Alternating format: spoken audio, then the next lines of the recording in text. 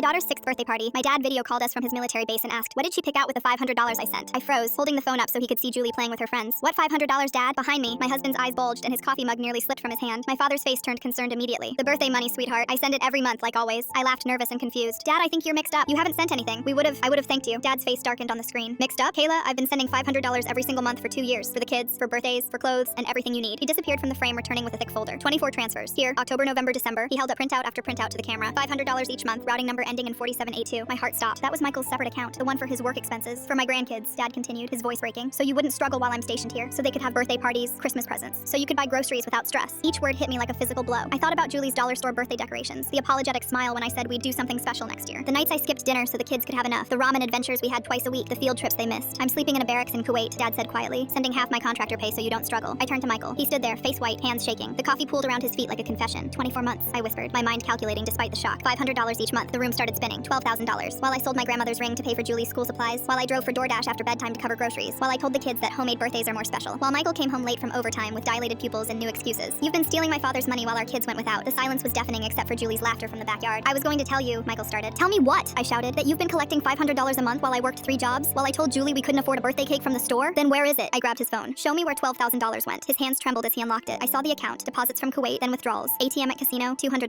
ATM at casino, $300. I have a problem, he whispered. You had $500 coming in every month from my father while I skipped meals, I said, my voice deadly quiet. You held me while I sobbed about failing our kids. You said we needed to budget better while you were stealing. Dad's voice came through cold and steady. Michael, did my granddaughter eat ramen for dinner on her birthday while you had my money in your pocket? Michael couldn't look at the screen. I'm 7,000 miles away in a desert, Dad's voice broke. You let my daughter think I'd forgotten them. I grabbed Michael's phone again, scrolling through the transactions. These casino withdrawals, I said, my voice shaking. July 15th, that was Julie's first soccer game. August 3rd, her first dance recital. You weren't stuck in traffic. You weren't at work. You were gambling while I sat alone at our child's biggest moments, making excuses for why Daddy couldn't make it. He looked at the floor with embarrassment. Then the Christmas memory hit me like a sledgehammer. Last year, I told the kids Santa was having a tough year. Julie cried. She thought she'd been bad. My voice cracked. She came home after seeing all the other kids' presents and asked what she did wrong. She made a list of ways to be better so Santa would love her next time. The rage was consuming me. You had $500 in December, another $500 in November, $1,000 while I wrapped dollar store toys in newspaper, while our perfect daughter spent a year trying to be better because you made her believe she wasn't good enough for Christmas. Julie ran inside, her handmade paper crown sliding. Mommy, can we have cake now? I looked at her sweet face, then at the homemade cake I decorated at 2 a.m. after my DoorDash shift. Yes, baby, go get your friends. When she left, I turned back. $500 a month for 2 years, while your daughter wore shoes with holes, while your son couldn't play soccer, while I skipped lunch every day to save $5. Dad's voice cut through like a blade. I'm on the next flight home. Emergency family leave. 24 months of wire fraud, Michael. Michael's face went gray. Jim, please, pack the kids' things tonight, Dad said to me. Gentler now. You're done struggling alone. I'll be there in 18 hours. I looked at Julie's birthday crown on the counter, made from paper plates and aluminum foil. She never knew her grandfather had sent money for a real one. You didn't just steal money, I said quietly. You stole their relationship with him. Julie thinks her grandpa doesn't care. You stole that from her. Dad was putting on his uniform jacket. Behind him, Mom was on another phone. I heard forensic accountant. 18 hours, Dad repeated. And Michael, you better not be there when I arrive. He hung up the phone, and when I turned to Michael, he was looking at me with something that said he was willing to do anything but leave peacefully. Full story on channel linked below.